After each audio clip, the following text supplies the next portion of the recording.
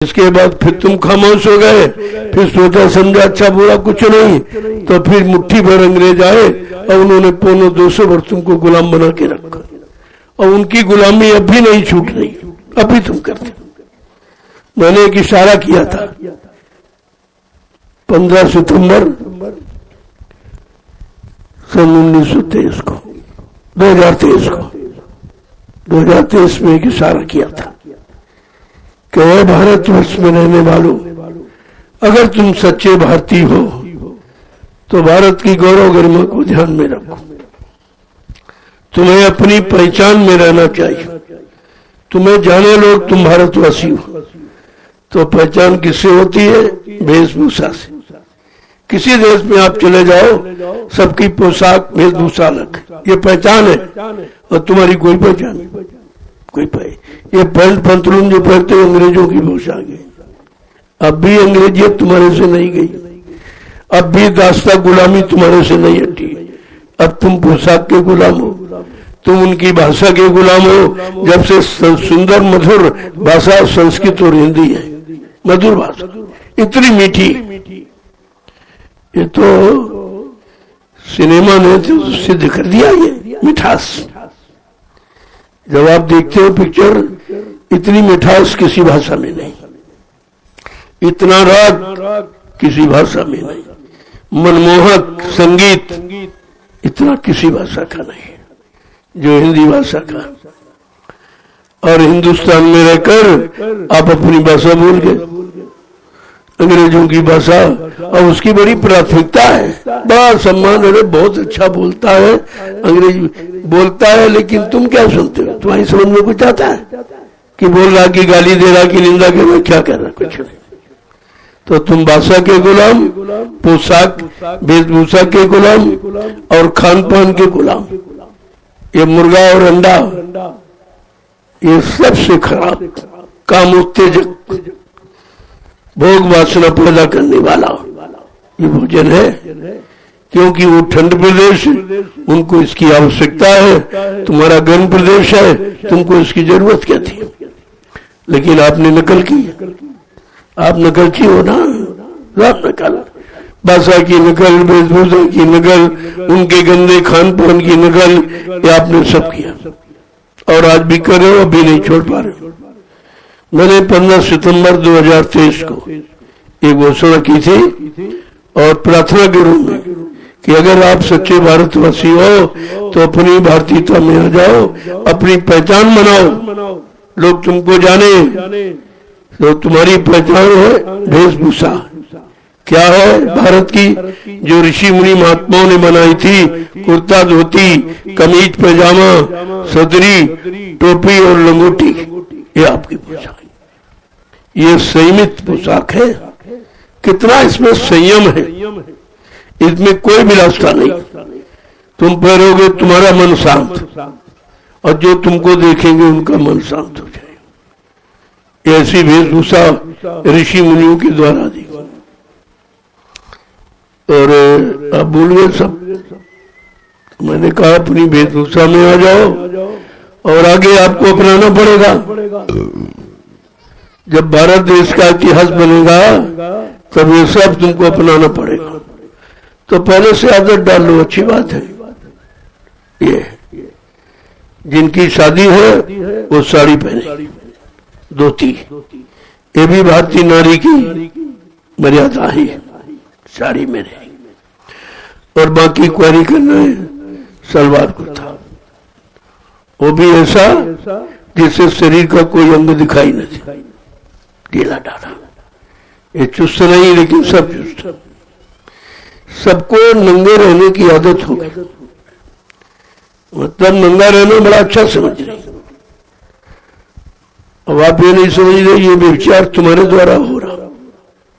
जब तुम इस तरह रहोगी तो ऑटोमेटिक इंसान का मन खराब होगा, तुम्हारा भी खराब, और तुमको देख रहे उनका भी खराब। ये तुम कर रहे हो, लिहाजा ये सजा तुमको मिलेगी। ये समय सबको सजा देगा। मैंने धीरे धीरे सब इशारा आपके सामने किया और कहा इसको छोड़ दीजिए, अपनी भारतीयता में आ जाओ, अंग्रेजियत छोड़ो, और भारतीयता अपनाओ, ये सिद्धांत है। अब तो धीरे धीरे सब जगह आर्मी में भी लागू हो गया है कि ड्यूटी पर तो आप वर्दी पहनोगे, खाली समय में कुर्ता पजामा पहनो, सख्त आदेश है ये। अगर सब लोग इसे अपना लो तो मन अपने आप शांत हो जाएगा, 70% व्यभिचार समाप्त हो जाएगा और महंगाई खत्म हो जाएगी। एक जींस पैंट जितने में बनता है उतनी पूरी पोशाक तुम्हारी 2 साल के लिए तैयार हो जाएगी। कितना लाभ! और इतना मोटा कपड़ा है इसमें न तो हर सवार शरीर में हवा लगती न प्रकाश लगता है, लिहाजा शरीर तुम्हारा रोगी हो जाएगा। पीला पड़ गया कहते गोरे हो रहे, अरे वो पीला शरीर पड़ गया है, हवा प्रकाश जिसमें नहीं लगती वो पौधा पीला हो जाता। पहले देखिए, आप उसका परिचय तो करो कि तुम ये कर क्या रहे हो। मैंने प्रार्थना की, अरे भाई भारतवासियों, अपनी भारत देश की गौरव गरिमा को कायम रखने के लिए कम से कम अपनी पहचान तो बनाओ। तो आप वेशभूषा में आ जाओ, देखिए आप इसको पहन के कितनी शांति और कितना अच्छा लगता, और दूर से लोग जान जाएंगे ये भारतवासी, क्योंकि ये किसी देश में नहीं है। ये सादगी की पोशाक ऋषि मुनियों की बताई किसी देश में नहीं, ये केवल भारत में है। इसीलिए कहा भारतवर्ष एक अनोखा देश है, एक आध्यात्मिक देश है, एक कर्म भूमि है, योग भूमि है, ये भोग भूमि नहीं है। अब भोग भूमि की जितनी भी रूपरेखा सब अलग हो, खानो पान और रहन और स्वयं वेशभूषा, ये मतलब यानी बोलचाल की भाषा, ये सब अलग होनी चाहिए। तो आपको सोचना चाहिए, मैंने घोषणा की और किसी ने, पूरे हिंदुस्तान में किसी ने नहीं कहा। ऐसा मालूम पड़ता है किसी को जरूरत नहीं, क्योंकि यहाँ कोई हिंदू अपने आप को कहता नहीं है। हिंदू परिषद वाले मेरे पास आए कि महाराज हिंदू परिषद, भाई झूठ क्यों बोलते हो? अरे झूठ, हम हिंदू परिषद बना रहे हैं। हमने हिंदू परिषद बना रहे, तुम हिंदू अपने को बना रहे हो? या कोई अपने को हिंदू नहीं कह रहा। किसी मुसलमान से पूछो, उनमें भी जातियां, लेकिन फट से कहेगा मैं मुसलमान हूँ। सिखों से पूछो, उनमें भी जातियां हैं, लेकिन कहेगा मैं सिख हूँ। ईसाई से पूछो, उनमें भी जातियां ने कहेगा ईसाई, लेकिन हिंदू कभी हिंदू कहता ही नहीं है। तो हिंदुत्व कायम कैसे होगा? हमने सब झूठ बोलते हो। तुम अपने आप को हिंदू कहने के लिए तैयार है नहीं, इतनी शर्म बेशर्म होते हैं, तुमको शर्म लगती है हिंदू कहने में।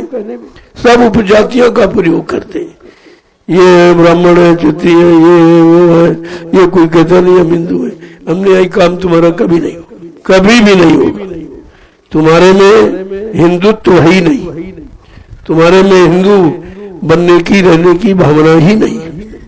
तो सब ये झूठ बोलते हो, भाषणबाजी, दूसरों को बहकाने भरमाने की बात। जब स्वयं तुम उस काम को नहीं करते हो तो तुम्हारी बात कौन मान लेगा? तो धीरे धीरे व्यवस्था बिगड़ने का कारण ये है कि जो जिनके हाथ में जिम्मेदारी आपने दी वो स्वयं नहीं बनना चाहते, स्वयं अपने को बदलना नहीं चाहते। उनका खान पान देखिए कितना खराब है। 2-4 छोड़कर जितने भी नेता सब दारू पीते, तभी तो शराब बंद नहीं हो रही। उनको कहां से मिलेगा? उनका भाषण बगैर शराब की नहीं, उनका भोजन बगैर शराब की नहीं, उनको नींद बगैर शराब की नहीं आती। जब ये काम सब शराब पर आधारित है तो हिंदुस्तान में शराब कैसे बंद होगी? आप विचार कीजिए, जो मैं कह रहा हूं उनको विचार करना चाहिए आप।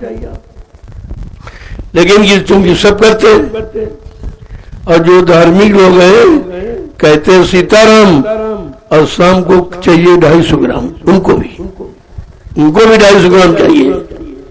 बगैर शराब की पूजा नहीं, बगैर शराब की थकावट नहीं उतरती।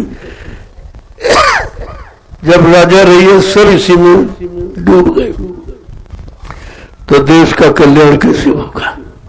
समाज का कल्याण कैसे होगा? धर्म का कल्याण कैसे? सखा धर्म निभे कई भांति और खल मंडली बसे दिन राती। कितना साफ गोस्वामी महाराज ने लिखा। कह रहे भाई धर्म कैसे निभाया जाएगा, धर्म कैसे रहेगा, धर्म का निवारण कैसे होगा जब सब खलमंडली है,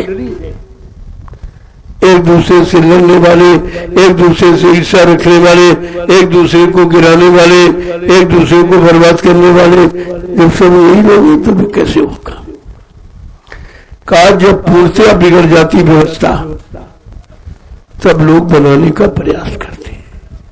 जैसे मकान आपका बिल्कुल ढह जाए तब नए सिरे से आप मजबूत बनाने की कोशिश करते हो कि बढ़िया बनाएंगे, मजबूत बनाएंगे। उसी तरह ये राजनीतिक व्यवस्था जब पूर्णतः ध्वस्त हो जाएगी तब मजबूत व्यवस्था खड़ी की जाएगी, जिससे लंबे समय तक भारत की जनता सुख शांति का अनुभव करेगी। ऐसा नहीं कि नहीं होगी, सब होगा। हम तो बहुत पहले से बताना शुरू कर दिया है और इसीलिए उनकी समझ में नहीं आ रहा और कोई मेरे पास आता नहीं। जानते सब है कि कितना बड़ा जन सैलाब था जंगल में, कोई कर सकता। ये काम हिंदुस्तान के विश्व में किसी के उसका नहीं, और कोई झांकने नहीं आया। कोई आया क्या? प्रधानमंत्री मुख्यमंत्री को दिखाई नहीं दे रहा है क्या? उनको ये फिक्र नहीं कि भारत की जनता है और जंगल में पड़ी है, और तुम्हारा फर्ज क्या है कि भाई जंगल में क्या खा रहे हैं, पानी मिल रहा कि नहीं मिल रहा, दवा मिल रही कि नहीं, इनको कोई व्यवस्था है कि नहीं है, क्या फिक्र? कुछ नहीं। अरे भाई प्रजा तो तुम्हारी है, हमारा तो प्रेमी बाद में है, पहले तुम्हारी प्रजा है। तुम प्रजा से चंदा नोट वोट और महंगाई गरीब सब मतलब यानी लेते हो देते हो, मैं तो कुछ नहीं लेता हूं। तो तुम्हारा फर्ज मुसीबत आपत्ति दूर करने का भी है, लेने का नहीं, इस जनता को देने का भी है। लेकिन इनका उद्देश्य केवल लेना, चंदा नोट वोट लेना और महंगाई वसूल करना, टैक्स लेना, और बाकी आपसे कोई मतलब नहीं। अब ये जनता नहीं क्या, ये क्या है? ये कोई क्या कीड़े मकोड़े हैं? और इतने कि जितने इनके यहाँ कभी मीटिंग में नहीं आते, जहां कहीं नेताओं की मीटिंग होती ये भीड़ आपको नहीं मिलती। और ये भीड़ बिल्कुल शांत प्रिय, कोई हु हल्ला नहीं, एक आवाज पर बैठना, एक आवाज पर खड़े हो जाना, कोई तोड़फोड़ आंदोलन, कोई धरना घेराव, कोई रैली फैली, कुछ नहीं। ये मेरा सिद्धांत नहीं है। ऐसे सिद्धांतों को सीखना चाहिए, ऐसे अनुशासन को यानी लोगों का वो अनुकरण करना चाहिए। लेकिन कोई नहीं आए, क्यों नहीं आए? कैसे हमको मालूम है कि वहां कुछ नहीं होता? तुम्हें मालूम है अगर हो जाएगा तो क्या करूं? अरे भाई कलयुग है, सब धार्मिक लोग थोड़ी है, सब सच्चे अच्छे ईमानदार नहीं है, और सब मतलब यानी न्याय नहीं है, सब तरह के लोग हैं। लेकिन यहाँ सबके लिए व्यवस्था है, सबको लाभ दिया जाता, ऐसा संदेश सुनाया जाता जो सबकी समझ में आ जाए और जिसकी जरूरत सबको, सच्चाई ईमानदारी की जरूरत सबको। देखो चोर चोरी करता है, डकैत डकैती डालता है, जब पैसा लेके आता है तब क्या कहता है? भाई सच्चाई ईमानदारी से बांट लो। अपना बीवी वाली लूटपाट करके लाया, लेकिन कहता भाई सच्चाई ईमानदारी से बांट लो। इसका मतलब चोर डकैत भी सच्चाई ईमानदारी चाहता है उसके अंदर भी, लेकिन व्यवस्था खराब है। जैसे साधु शास्त्री ने कहा कि कर्मचारी अधिकारी खराब, हमने कहा नहीं, हमारा कर्मचारी अधिकारी कोई नहीं खराब, खराब है तुम्हारी व्यवस्था। कर्मचारी